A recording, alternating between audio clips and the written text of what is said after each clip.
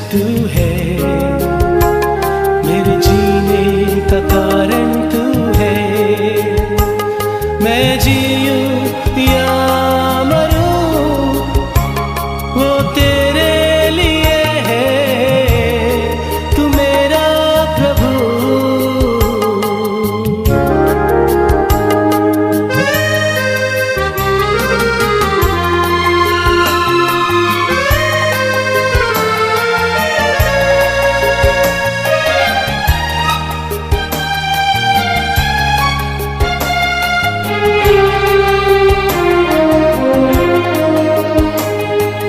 पिछला सब भूल कर मैं आगे दौड़ा चलूं, जो मेरे लिए धन था उसको मैं त्याग दूं। पिछला सब भूल कर मैं आगे दौड़ा चलूं, जो मेरे लिए धन था उसको मैं त्याग दूं, कि मैं पाऊं उससे पुरस्कार। दौड़ा मैं जाऊं कि मैं पाऊं उससे पुरस्कार।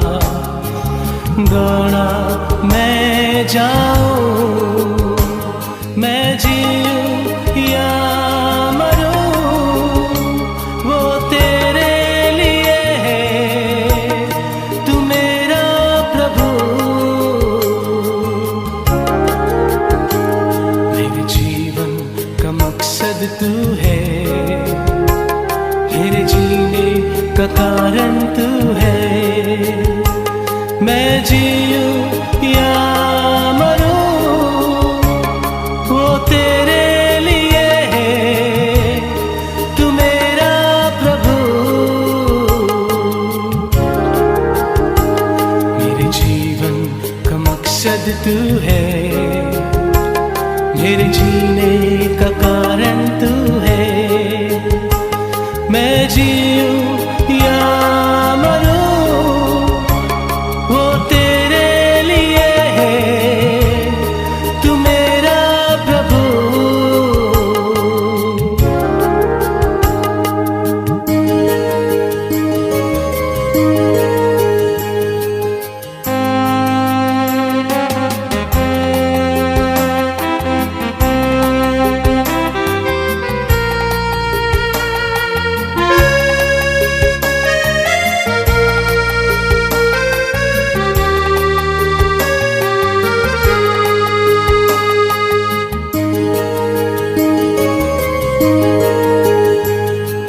मुझ पर हुई है कृपा, बेकार न जाने दूं। जिसने मुझे है चुना उसकी ओर मैं बढ़ूं। मुझ पर हुई है कृपा, बेकार न जाने दूं।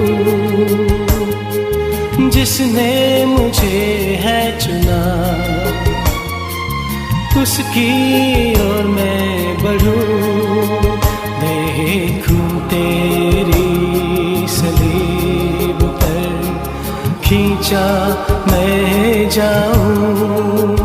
देखूं तेरी सलीब पर खींचा मैं जाऊं। मैं जीऊं या मरूं वो तेरे लिए है, तू मेरा प्रभु। मेरे जीवन का मकसद तू है, मेरे जीने का कारण तू है। मैं जीऊं या वो तेरे लिए है, तू मेरा प्रभु। ये जीवन जीना साधु किशन सिंह। आज हम लोग अंतिम भाग में पहुंच चुके हैं, 16वें भाग में। और 16वां भाग है नागालैंड और मिजोरम में सन 1970 से 1984 तक की घटना है। और आज हम इसको प्रभु यीशु मसीह के इस पवित्र सेवक के जीवित गवाही को सुनेंगे। और ये अंत नहीं है, लेकिन ये शुरुआत है। और आप इसको सुनते रहें और परमेश्वर से आशीष को। साधु जी तथा बहन शांता को मोरान हाट में रहते समय उन्हें नागालैंड के ईसाइयों के बारे में मालूम हुआ। आसाम के जोरहाट शहर के में कई भाइयों से मिले जो नागालैंड के निवासी थे। उन लोगों ने साधु जी से निवेदन किया था कि वे वहां जरूर जावें। उन लोगों की सहायता से वे दोनों नागालैंड पहुंचे। वहाँ के भाई बहनों ने उन दोनों का बड़े प्रेम से स्वागत किया और प्रेम से उनके साथ व्यवहार किया। वे मुकोकचुंग और दुर्यग सांग, ओखा, कोहिमा आदि जगहों में जा कर के, जिलों में और गांव में जा कर के, शहरों में जा कर के परमेश्वर के वचन का उपदेश देते रहे। नागालैंड के लोग अधिकतर बैप्टिस्ट मिशन के हैं और 100 साल के पहले वहाँ मिशनरियों ने चलकर ईसाई धर्म का प्रचार किया। और अतः वहाँ के सारे लोग मसीही धर्म को, ईसाई धर्म को मानने वाले ही हैं। उनमें जो दृढ़ विश्वास है वैसा विश्वास अत्यंत दुर्लभ है। वे लोग बाइबल की आज्ञाओं का हृदयपूर्वक ज्यों का त्यों पालन करते हैं। भाईचारे की प्रीति उनमें अधिक है। जो भी व्यक्ति प्रभु के वचन को सुनता है और लेकर के वहाँ पे जाता है, उसका वे बड़े प्रेम से स्वागत और सत्कार करते हैं और हर तरह की सहायता भी करते हैं। भजन बड़े ही भक्ति भाव से करते हैं। भजन बहुत ही भक्ति भाव से करते हैं और उनके द्वारा प्रभु की महिमा वहाँ होती रहती है। बैप्टिस्ट चर्चों के अध्यक्ष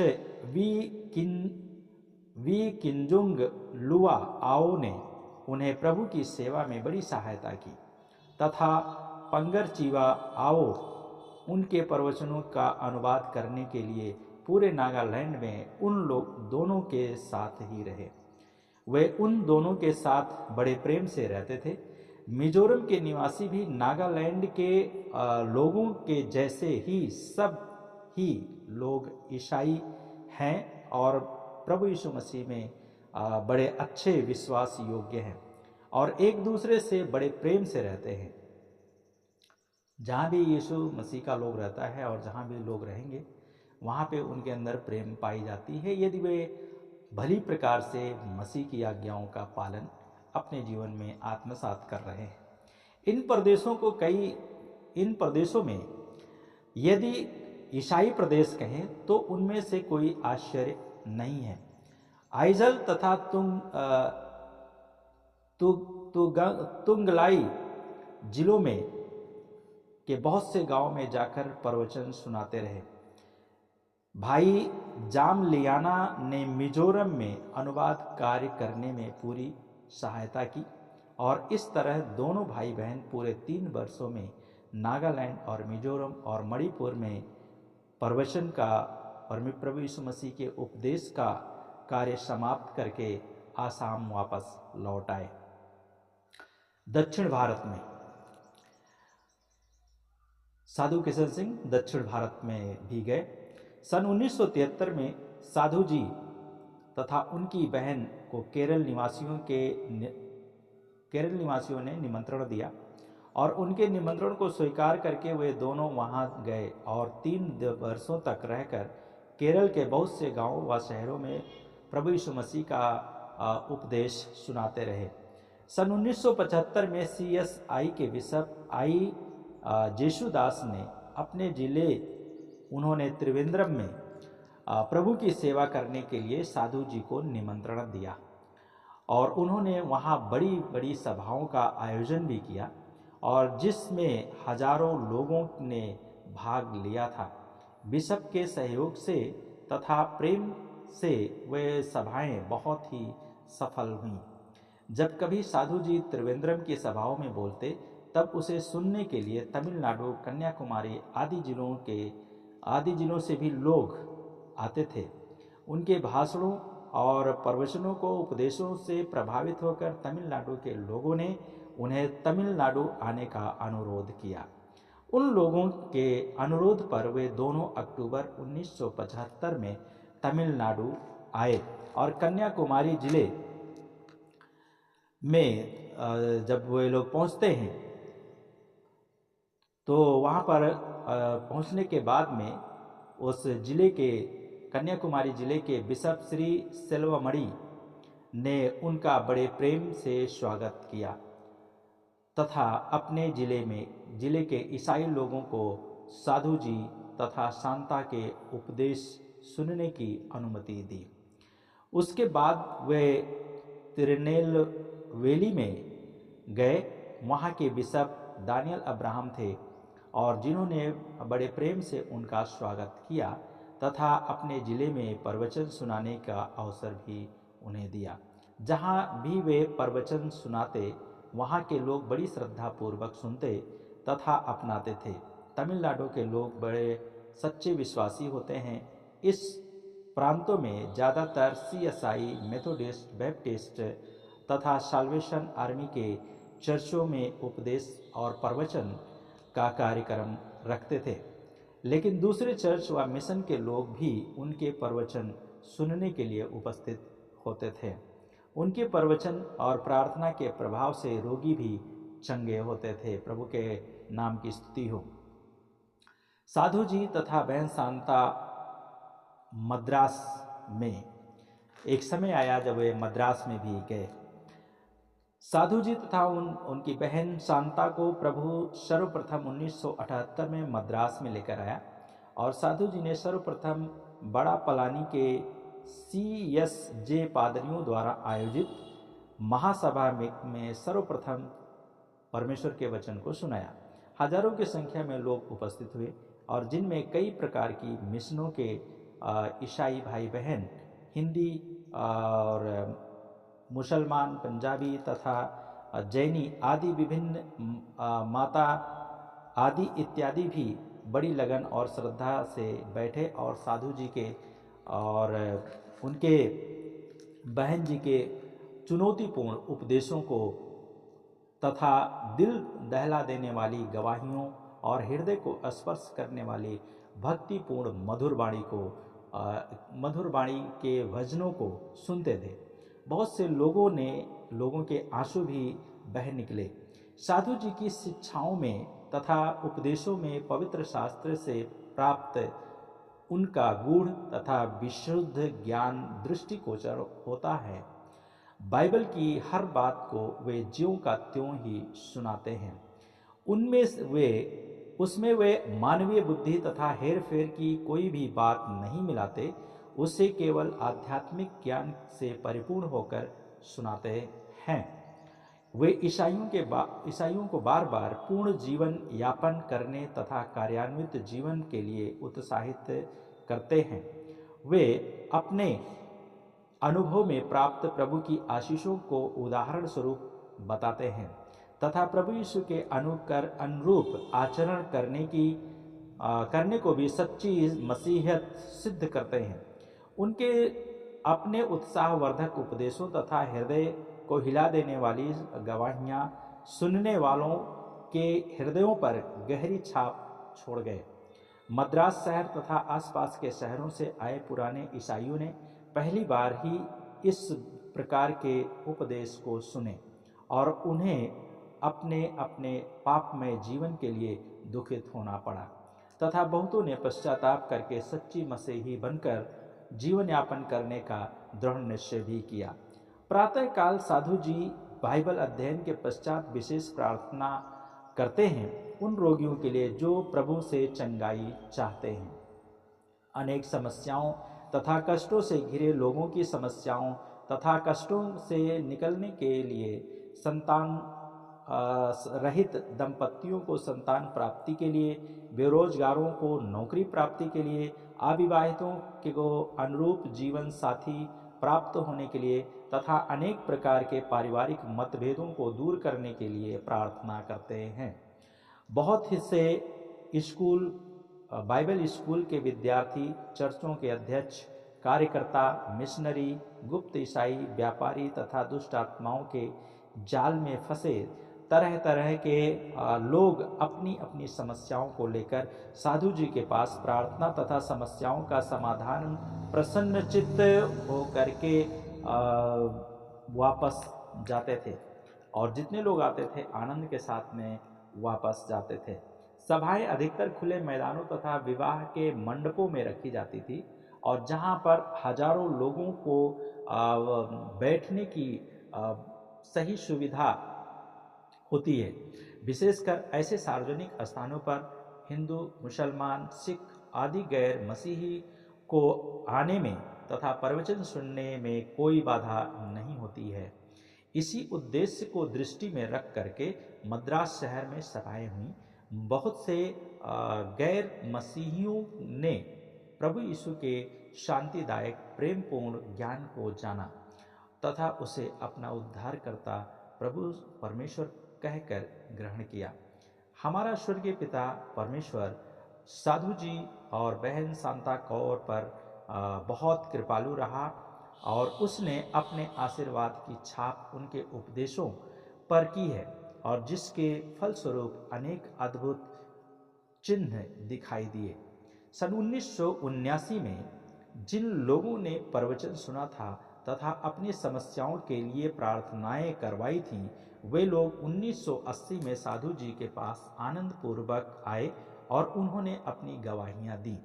जिनके संतान नहीं थी वे लोग बच्चों को लेकर आए और जिन्हें उन्होंने प्रार्थना के द्वारा प्राप्त किया था।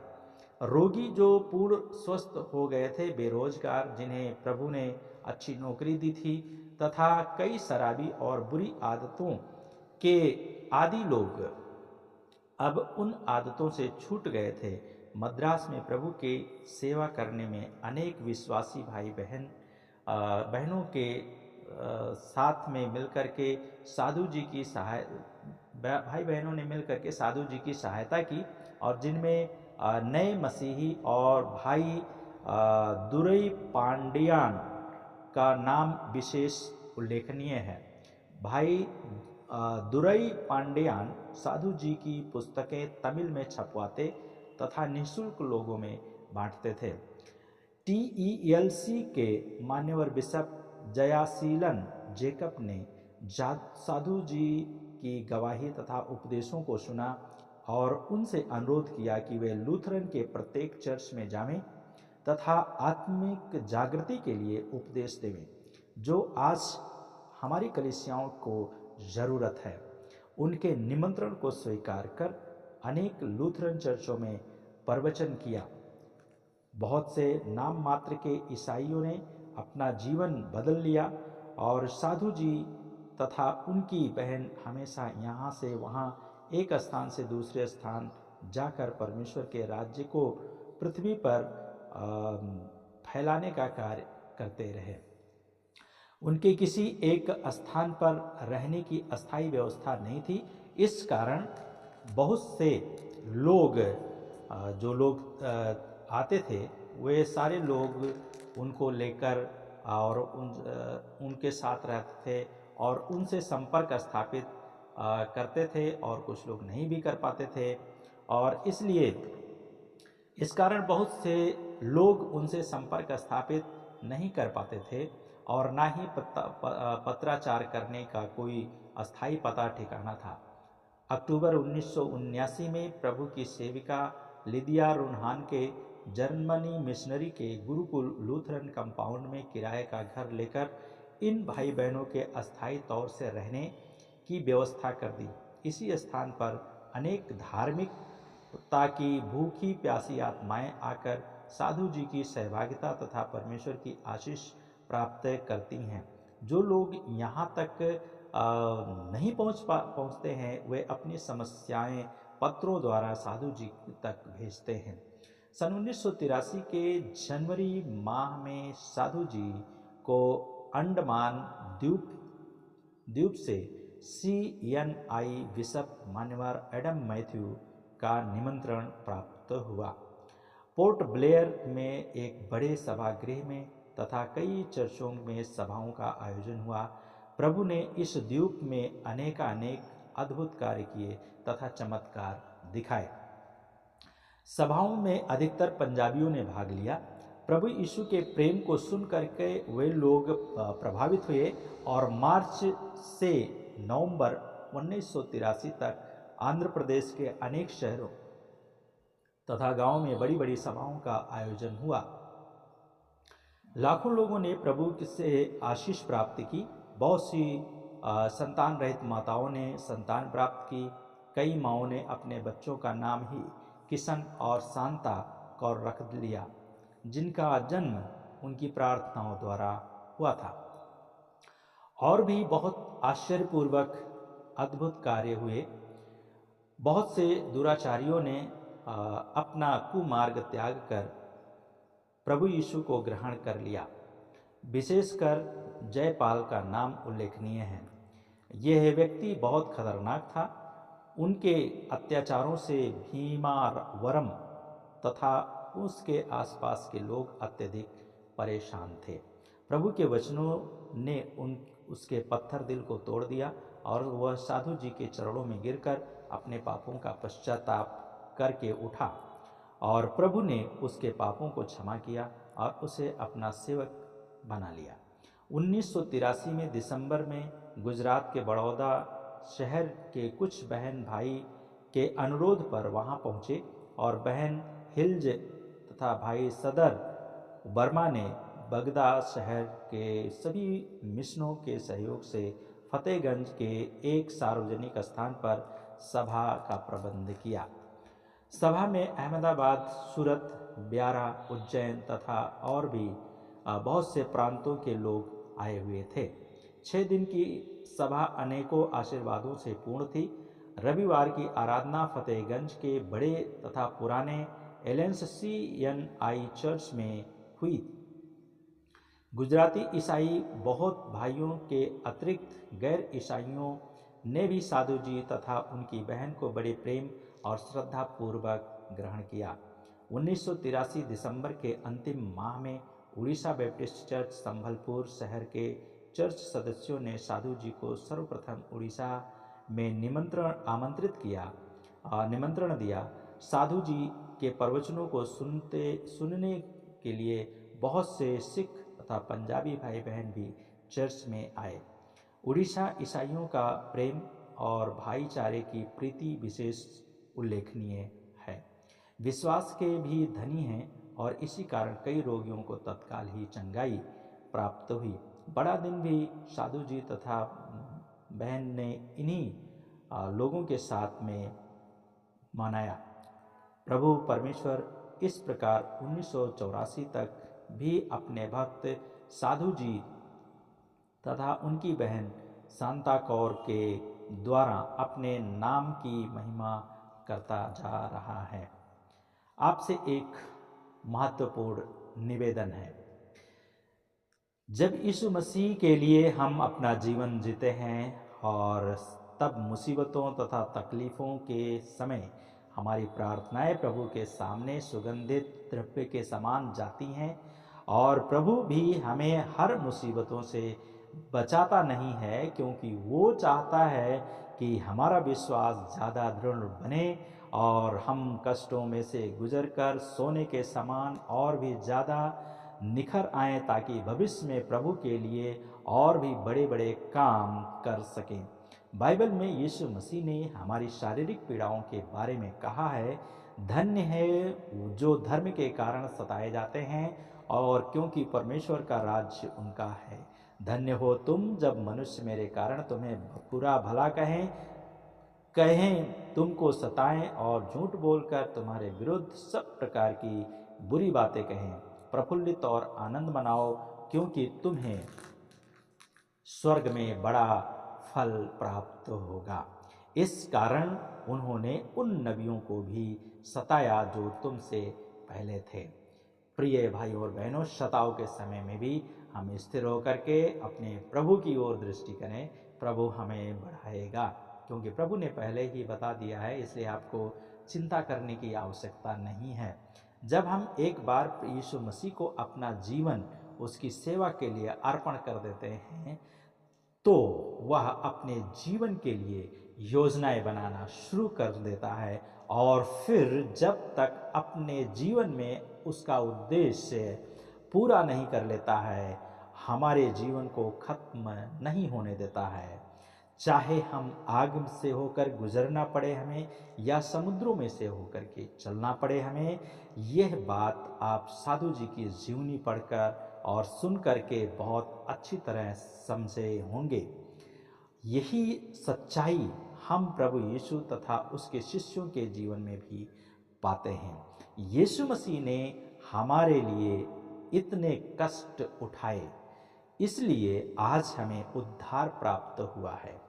इसी तरह जब हम उनके लिए कष्ट उठाते हैं, तो उसमें हजारों आत्माओं की भलाई छिपी हुई होती है, और ये हमारा कर्तव्य भी है कि हम प्रभु यीशु के लिए कुछ करें।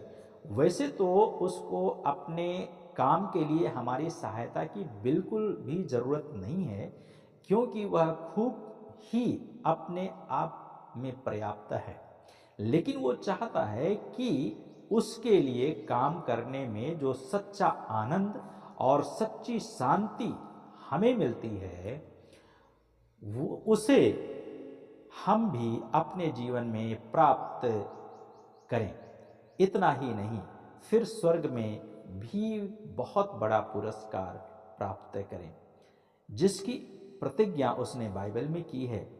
कहा गया है कि जब हम स्वर्ग में जाएंगे, वो हमसे पूछेगा, मैं तुम्हारे लिए क्रूस पर अपनी जान दी, तुमने दुनिया में मेरे लिए क्या किया। यीशु मसीह के प्रचार के लिए जब साधु जी ने कदम उठाया, तो एक और भी बात जो उनके जीवन में हुई, वो थी कि सारी दुनिया के लोग उन्हें अपने ही भाई बहन के समान नजर आने लगा। उनके प्रति उनके मन में दैविक प्रेम उजागर हो गया। हमारे मन में ऐसी भावनाएं हम जीवन भर कितनी ही कोशिश करें तो भी पैदा नहीं कर सकते।